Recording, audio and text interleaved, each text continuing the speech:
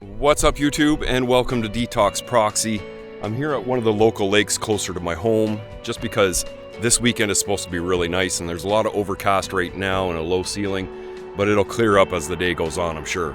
Now this is actually the first lake that I kayaked on, but the water level has dropped considerably and there's a lot more wooden debris or trunks coming out of the water. But I do see, just standing right here where I'm ready to launch the kayak, there is small, tiny little fish coming out of the water. So it's a good sign. The water's nice and smooth. We don't have any wind this morning.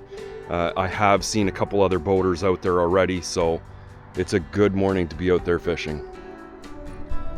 So for this week, I've got a brand new rod and reel. It's another Ugly Stick GX2 to replace the one that I lost. The only difference is this is a black handle as opposed to a cork handle.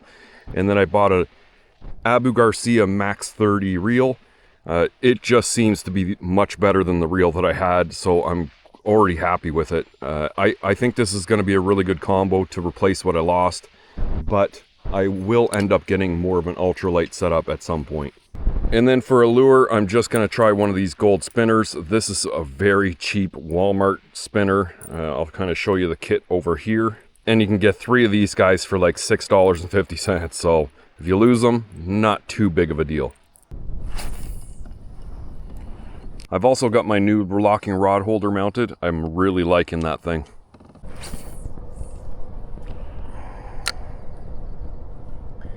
Now, if I remember correctly, looking at the map, this is where the water begins to drop off. It actually gets quite deep here in the center, almost up to 140 feet.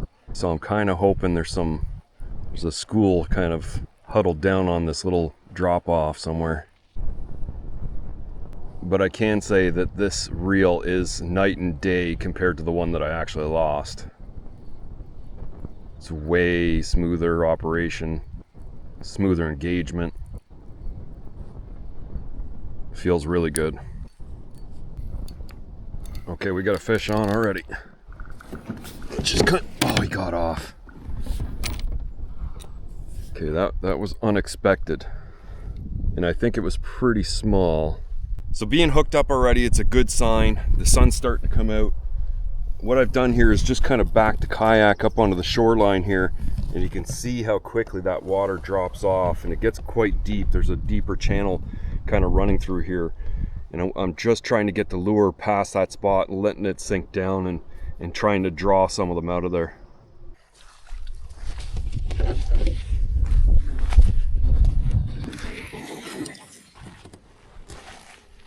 The wind's picked up just enough. It keeps breaking me away from my little spot here, so I decided to actually shore up, and I'm going to start casting from right over here.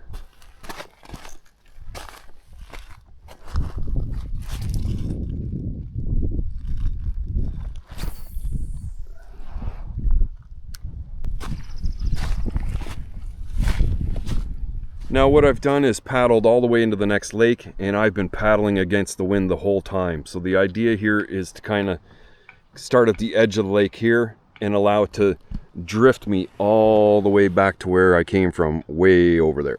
Now I've actually launched in this lake before, right over where this RV's camped out next to the highway. So I've tied on this, I don't know, it's pretty heavy. It's probably a 1/4 ounce. It's like a rooster tail replica. Just a white body, something a little bit more naturally colored or bland in color with that silver blade. We'll see what this does.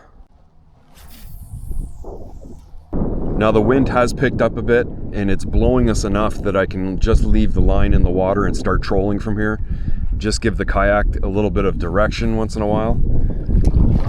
We'll try this on the way back too. And that was one of the reasons I ended up getting this rod holder, not only to get the rod in the rod holder instead of having it go overboard and sinking to the bottom of the lake, but so that I can start trolling a lot more. Okay, in this section I don't want to troll just because there is a lot of stuff to snag on the bottom there. And I'm still drifting quite well here. Drifted right across the first lake. We're headed into the second lake that I started in anyway. Well, I had the camera off because I really wasn't expecting anything, but this is the craziest thing. Look at that tiny little fish that I caught on that lure. Did he get it out? He's almost out on his own here.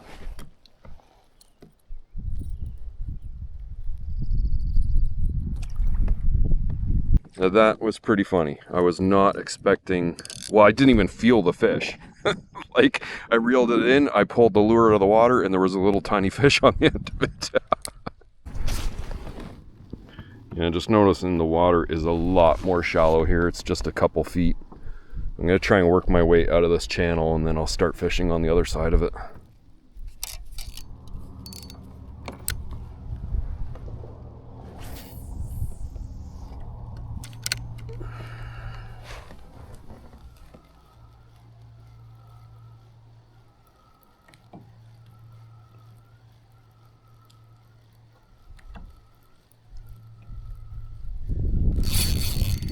Wow, we got a fish, finally. He doesn't come off, you bugger. Oh, he's pulling line. Bro, you don't come off. We're just gonna try and get him right up there in the boat. Nice. Finally, all day long, we finally got our fish. Yeah, nice little cutthroat. Actually, it's a good size. Oh yeah, I'm not losing you, bro. Been out here all day.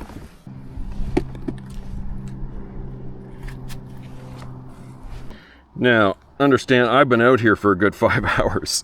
So to get this one fish at this point, that's a huge success.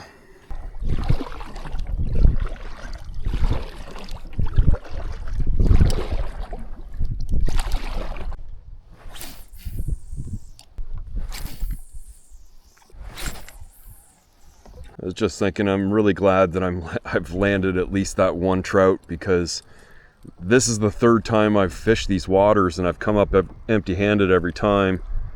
And a lot of it's probably been due to weather conditions, just so much rain here, but to successfully get a cutthroat out of the water here means a lot to me, because, you know, I'm not very far from home. I'm just about 25 minutes down the highway.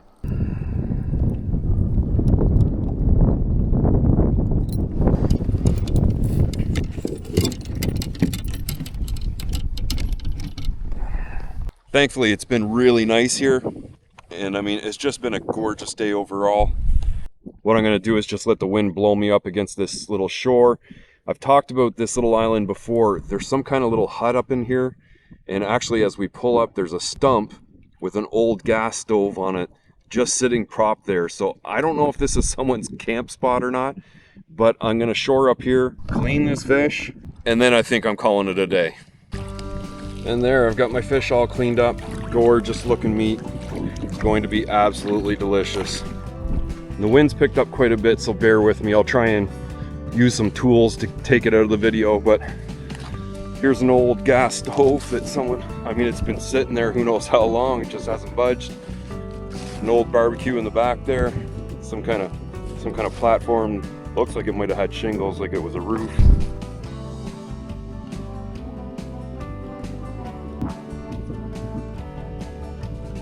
And I had seen this from the water before, kind of wanted to check it out, but I just never made my way over here. What do we got here?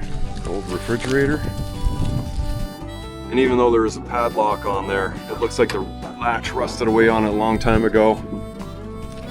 And there's actually a cooler sitting in there. Looks like it's not been used in a long time though. And yeah, I probably shouldn't be probing around in someone's property, even though it does look abandoned. But it's pretty cool. Well, all I gotta say before I get out of here is I'm really glad that I landed that one fish. I kind of wish that I, got the first one into the boat and it didn't get off the hook, because it did feel a little better, but at least I'm going home with something. I know I can get cutthroat trout out of this lake, and I kind of just have to fish this area and work it out, see where they're kind of hiding at. We literally drifted almost all the way back to where I'm parked, so I just got to paddle around this corner, go back to the launch, pack up, and head out. If you like this video, make sure to like, share, and subscribe, and I'll see you next time.